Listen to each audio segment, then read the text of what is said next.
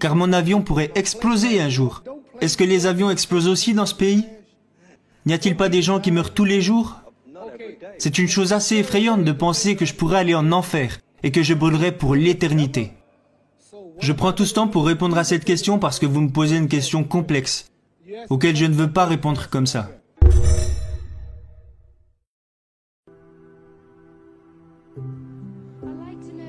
Je voudrais savoir ce que vous comptez faire quand vous arrêterez la boxe.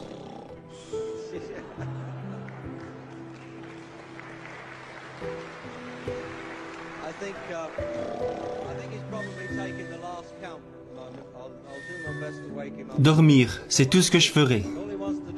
Non, quand j'arrêterai la boxe, j'aimerais dire quelque chose ici et cela vous fera probablement tous réfléchir.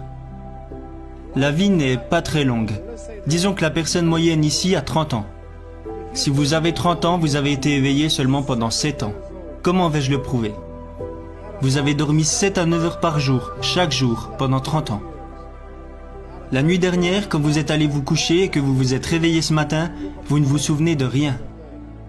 Donc si vous avez 30 ans aujourd'hui, vous avez été inconscient pendant 8 années.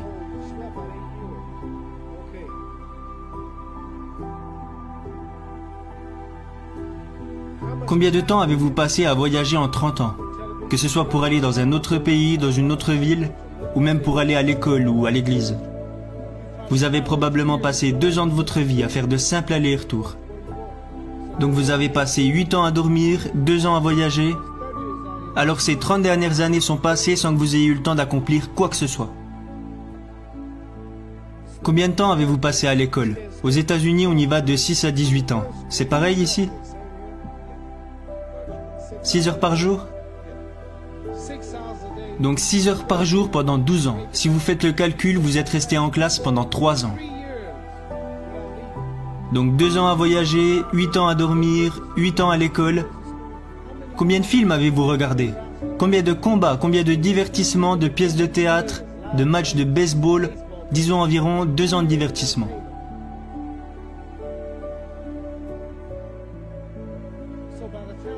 Donc d'ici le moment où vous aurez des enfants, d'ici le moment où vous aurez éduqué vos enfants, d'ici le moment où vous aurez payé votre maison, vous vous réveillerez un jour et vous réaliserez que vous avez 60 ans. La vie est vraiment très courte. Donc si vous comptabilisez le temps que vous passez à voyager, à dormir, à aller à l'école et à vous divertir, vous passez probablement la moitié de votre vie à ne rien faire. Aujourd'hui, j'ai 35 ans. Dans 30 ans, j'en aurai 65. On n'a plus autant d'influence à cet âge. On ne peut plus faire grand-chose à 65 ans. Votre femme vous le dira sûrement.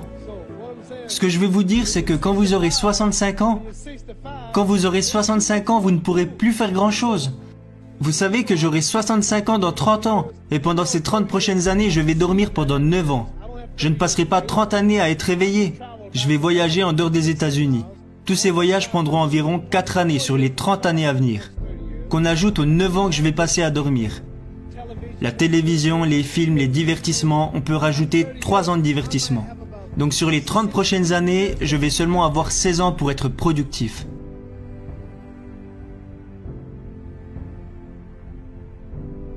Voilà la façon qu'on peut avoir de découper sa vie. Alors que vais-je faire avec les 16 années qui me restent? Quelle est la meilleure chose que je puisse faire? C'est me préparer à rencontrer Dieu.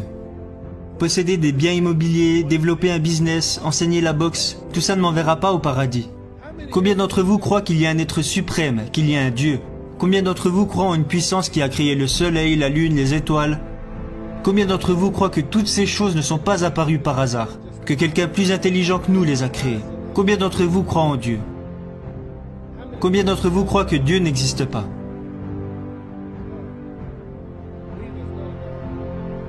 D'accord, vous qui ne croyez pas en Dieu, si je vous disais, vous qui ne croyez pas en Dieu, si je vous disais que ce verre s'est créé tout seul, si je vous disais qu'aucun homme ne l'a créé, me croiriez-vous? Me croiriez-vous si je vous disais que cette chose s'est créée toute seule? Si je vous disais que cette télévision est apparue comme ça, et qu'aucun homme ne l'a créée, vous diriez que Mohamed Ali est un fou. Alors ce verre ne peut pas se créer tout seul.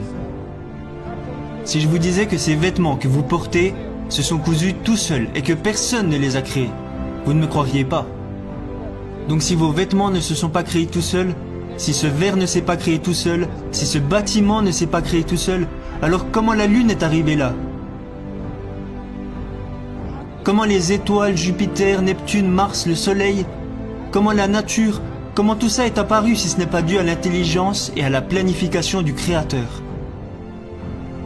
Donc ce que je crois, c'est qu'on sera jugé. Est-ce que vous croyez qu'un homme comme Hitler qui a tué tous ces juifs peut s'en tirer comme ça? Quelqu'un va le punir. Et si ce n'est pas maintenant, ce sera lorsqu'il mourra et qu'il ira en enfer pour l'éternité. Donc ce que je vais faire quand j'arrêterai la boxe, c'est me préparer à rencontrer Dieu. Car mon avion pourrait exploser un jour. Est-ce que les avions explosent aussi dans ce pays? N'y a-t-il pas des gens qui meurent tous les jours? C'est une chose assez effrayante de penser que je pourrais aller en enfer et que je brûlerai pour l'éternité. Je prends tout ce temps pour répondre à cette question parce que vous me posez une question complexe, auquel je ne veux pas répondre comme ça. Quand j'arrêterai la boxe, je vais faire tout mon possible pour aider les gens. C'est pour ça que je suis ici avec Johnny Walker aujourd'hui. C'est un pauvre homme qui est venu depuis les États-Unis et il y a plein de gars qui ont besoin d'argent ici. Alors quelqu'un m'a appelé pour que je vienne les aider. Dieu me regarde. Dieu ne me félicite pas parce que j'ai battu Joe Frazier. Dieu se moque de ça. Dieu se fout de l'Angleterre et de l'Amérique parce que notre richesse est son œuvre. Il veut plutôt savoir comment on se traite les uns les autres, comment on s'entraide. Donc je vais consacrer ma vie en utilisant mon nom et ma popularité pour faire preuve de charité, pour aider les gens, pour les unifier. Les gens s'entretuent à cause de croyances religieuses différentes.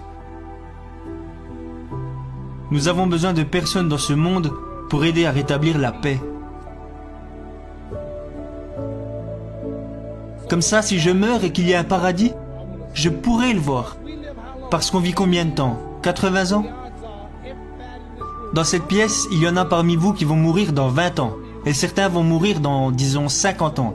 Et d'autres dans 60 ou 70 ans. Nous allons tous bientôt mourir.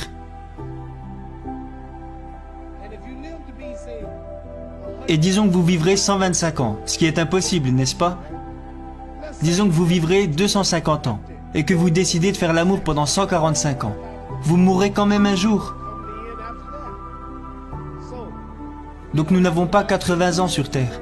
Tout ceci est un test pour savoir si nous passerons notre vie au paradis ou en enfer. Ceci n'est pas la vraie vie.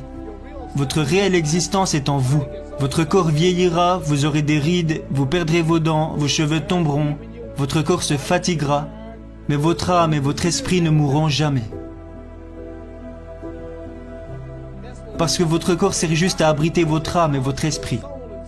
Donc Dieu nous teste en observant comment nous nous traitons les uns les autres, pour savoir s'il nous enverra en enfer ou au paradis.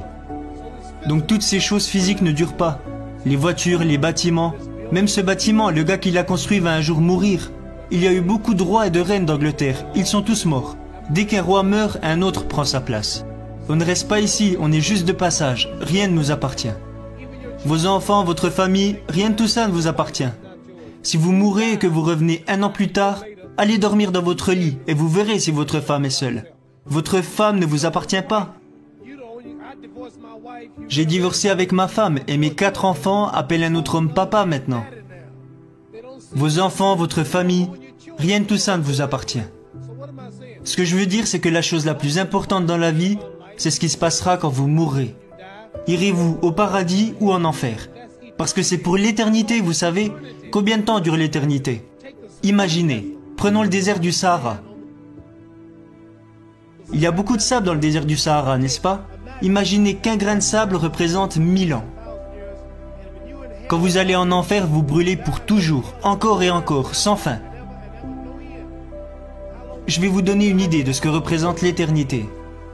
Allez dans le désert du Sahara et attendez 1000 ans. Et tous les 1000 ans, enlevez un grain de sable jusqu'à ce que le désert soit complètement vide. Ok, vous attendez 1000 ans et vous prenez un grain de sable. Puis vous attendez à nouveau 1000 ans et vous prenez un second grain de sable. Faites cela jusqu'à ce qu'il n'y ait plus un seul grain de sable dans le désert. Imaginez le temps que ça prendrait. L'Amérique n'a même pas 200 ans, il lui reste encore 800 ans pour atteindre 1000 ans. Donc ça me fait peur de me dire qu'un jour je vais mourir et que je vais passer l'éternité en enfer. Mon avion peut exploser à tout moment je voyage tout le temps et aller en enfer quand Dieu aura rendu son verdict. Je pourrais tuer et violer des gens. Les autorités peuvent ne jamais m'arrêter. Le FBI et Scotland Yard peuvent ne jamais m'arrêter. Mais quand je mourrai, quelqu'un m'observe là-haut et comptabilise tout ce que je fais. Je ne pourrai pas m'échapper et j'irai brûler en enfer pour toujours. Donc ce que je vais faire après mes combats, je passerai les 16 années qu'il me reste à essayer d'être productif pour me préparer au mieux à rencontrer Dieu afin d'accéder au paradis. Est-ce que vous comprenez ?